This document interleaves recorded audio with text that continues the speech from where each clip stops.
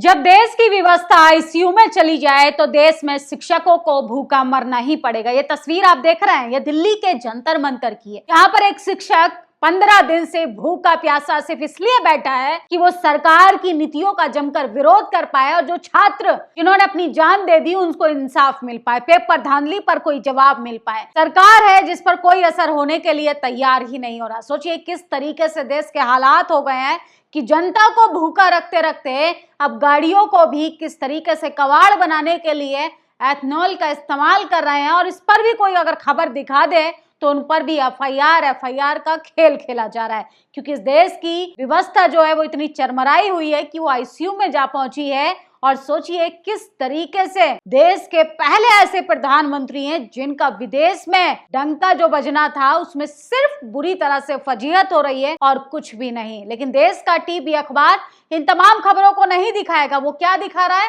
कि देश के प्रधानमंत्री का डंका बज रहा है। उस डंके के पीछे जो गो बैक मोदी के नारे लग रहे हैं, मोदी का जो जमकर विरोध हो रहा है, उस तस्वीरों को क्यों छुपाया जा रहा है, इस पर भी बात होनी चाहिए। और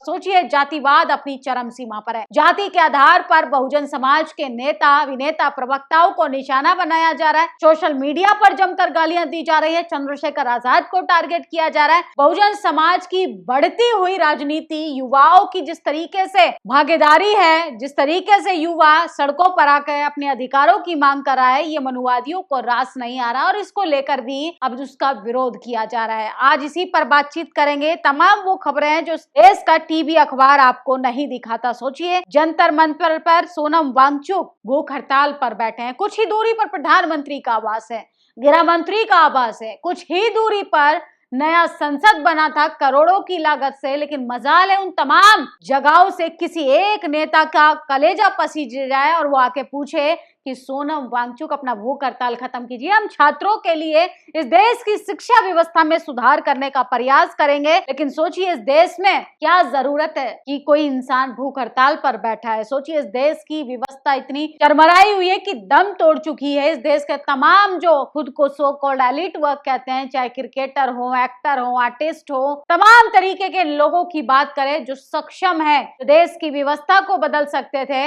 असल में वो कब तक अपने अपने प्रोफेशन की आड़ में छुपने का काम करेंगे। उनके बच्चों को आज नहीं तो कल इस सरकार की नीतियों का सामना करना पड़ेगा और जब उनको एहसास होगा कि जब वक्त था तो हमने क्यों नहीं बोला। आज सोनम वांगचुक अकेले लड़ रहे हैं सिर्फ इसलिए कि इस देश का हर एक बच्चे को इंसाफ मिल पाए, लेकिन कोई आवाज नहीं उठाएगा क्योंकि टीवी अखबार की नजरों में तो ये खबरें ही नहीं है। और सोचिए स्वतंत्र और लोकतांत्रिक भारत के इतिहास में पहली बार ऐसा हो रहा है जब किसी प्रधानमंत्री का इतना विरोध हो रहा है। तो ऑस्ट्रेलिया के मेलबर्न में प्रधानमंत्री का जमकर विरोध हो रहा है और सोचिए ये इतिहास के पहले ऐसे प्रधानमंत्री हैं जिनका डंका बजने के बाद अब डंका इतनी तेजी से बज रहा है कि वो फजीहत में तब्दील हो गया है। और थाने में 3rd डिग्री से दलित की मौत, आक्रोश, परिजनों ने सड़क पर आकर लगाया जाम। तो सोचिए उत्तर प्रदेश का पुलिसिया जो अंदाज है वो गुंडाराज है। खबर बलिया से है, एक दलित को थाने में पीट पीट कर मार दिया।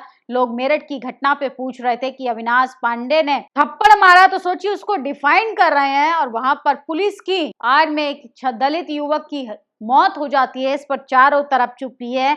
आखिर दलितों की जान की कोई कीमत नहीं। चिता पर लेटे लोग, पानी में खड़े लोग, मिट्टी में धंसे लोग, ये किसी फिल्म का दृश्य नहीं बल्कि केन बेतवा परियोजना के प्रभावित उन आदिवासी ग्रामीण परिवारों की हकीकत है जो अपने जल, जमीन, जंगल को बचाने के लिए संघर्ष कर रहे हैं। तो सोचिए चिता पर लेटे हैं जिंदा लोग। ये है मोदी जी का विकास, मोदी जी का डंका जो लगातार अपने ही देश में बज रहा है और सोचिए विदेशों से दौड़ाने का काम किया जा रहा है और ये खबरें दिखाने वाले लोगों पर भी एफआईआर हो जाएगी। उड़ीसा के गंजाम जिले में एक दलित युवक को अवैध काम का विरोध करने की इतनी खौफनाक सजा मिली कि गिरोह ने उसे 3 दिनों तक बंधक बनाकर पीटा। उड़ीसा सरकार, प्रशासन सोचिए इस बर्बरता के खिलाफ कब बात करेगी। तो दलित, पिछड़े, आदिवासियों के लिए सिर्फ राज्य बदलता है, हालात वैसे ही हैं। और तमिलनाडु के सुपर सीएम विजय थल्लापति की बात करें तो वो लगातार चर्चाओं में बने हुए हैं। जिस तरीके से उन्होंने पहले वीवीआईपी कल्चर पर रोक लगाई,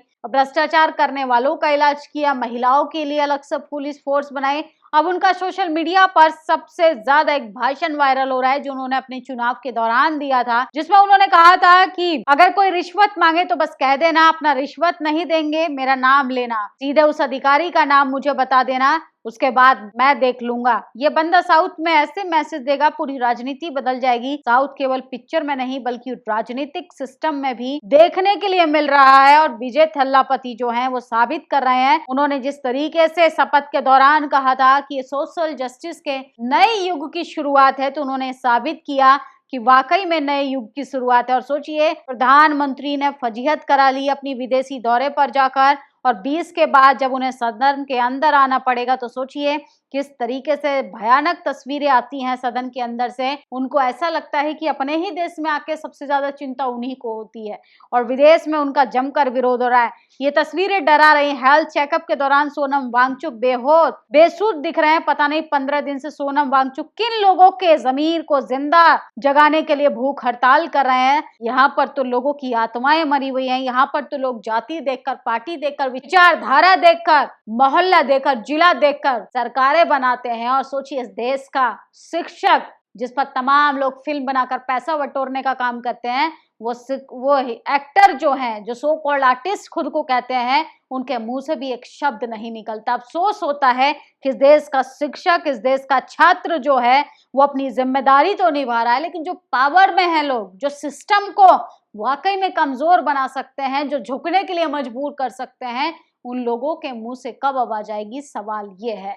सोचिए, छात्र पढ़ाई करें कि अपने लिए धरना प्रदर्शन करें। सोचिए, एक शिक्षक भूख हड़ताल पर बैठा है, पर्यावरण बचाने के लिए हड़ताल करनी पड़ती है। किस तरीके से पेपर धांधली को रोकने के लिए हड़ताल करनी पड़ रही है। ये तस्वीरें लगातार डरा रही हैं कि इस देश का जो विकास है वो दम तोड़ चुका है। इस देश का जो सिस्टम है वो इतना सड़ चुका है कि उसमें से अब बदबू आने लगी है। सोचिए, तमाम वो तस्वीरें हैं जिनके बारे में इस देश का जातिवादी मीडिया बात नहीं करता है। वो बात करता है एसएसपी पांडे को बचाने के लिए, वो बात करता है अपनी विचारधारा वाली पार्टी को बचाने के लिए, वो बात करता है कि राम मंदिर के लुटेरों को कैसे बचाना है, वो बात करता है कि शिक्षा के मुद्दे को कैसे डाइवर्ट करना है। आप लोगों की इन तमाम खबरों पर क्या प्रतिक्रिया, अपनी राय जरूर दीजिएगा। शुक्रिया। नेशनल दस्तक की आपसे गुजारिश है कि अगर इसको बचाना चाहते हैं तो नेशनल दस्तक को सब्सक्राइब करने के लिए रेड कलर के सब्सक्राइब बटन को दबाएं, फिर बेल आइकन की घंटी दबाएं। नेशनल दस्तक को बचाने के लिए बहुत जरूरी है कि हर खबर को शेयर करें, लाइक करें, कमेंट जरूर करें।